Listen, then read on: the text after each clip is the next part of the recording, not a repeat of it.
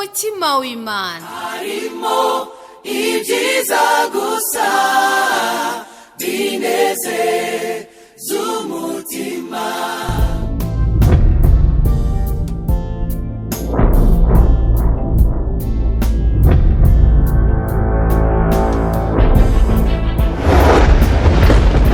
Ndaramukije abakunzi umutima w'Imana.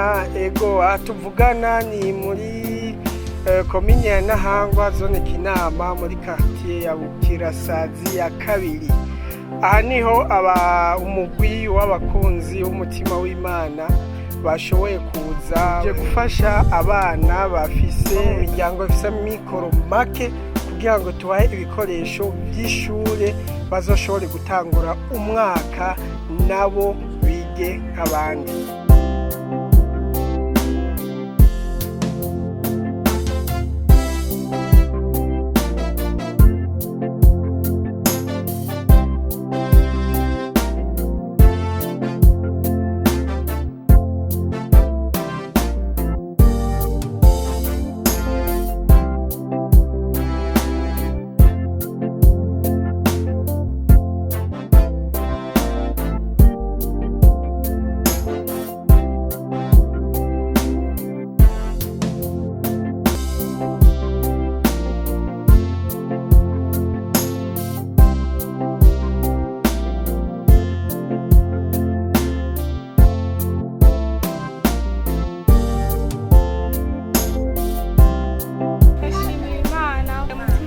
Wamfashije amakaye umwaka n'amakaye nayo ifise yo gutanguza ishuri mugabo ndashima Imana kuba naronse amakaye nzotanguza umwaka.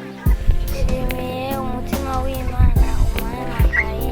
Nshimiye umutima w'Imana umpaye amakaye gutanga ishuri mani bahezagira. Nshimiye umutima w'Imana wampaye amakaye mani bahezagira. Ndashimiye umutima w'Imana kuba yampaye ibikoresho by'ishuri. Ndashimiye umutima w'Imana wanyumvira kama amakaye y'ishuri jewe nari nsanzwe ndifuza. Murakoze. Bisanzwe jewe ndashimiye abakunzi b'umutima w'Imana batwiyumviriyeko nka jewe mfise abana bama bamfashije mugabo no munsi naho akabaye agahebuza bamfashije kugira abana bige bakaduha amakaye.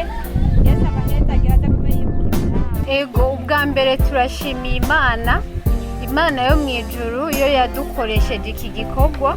Turashimiye abakunzi b'umutima w'Imana bitanze kuri uru rugezo kugira ngo umwana wese bake mu bana bari mu gihugu badafise amikoro yo kugurirwa ibikoresho kugira ngo dushobore kurungika abo dushoboye ku ishuri. Rero namwe bibona ico ndabipfurije ubwenge buva ku Mana. Nimuje mu ishure ngo musamare, mugende mwige mutekanye, kandi turakeneye kuzobona amanota yanyu umwaka uheze. Mwige rero mutera imbere kugira ngo namwe mu myaka iziri imbere muzobe muriko murakora iki gikorwa co gufasha abandi. Imana ibahezagire.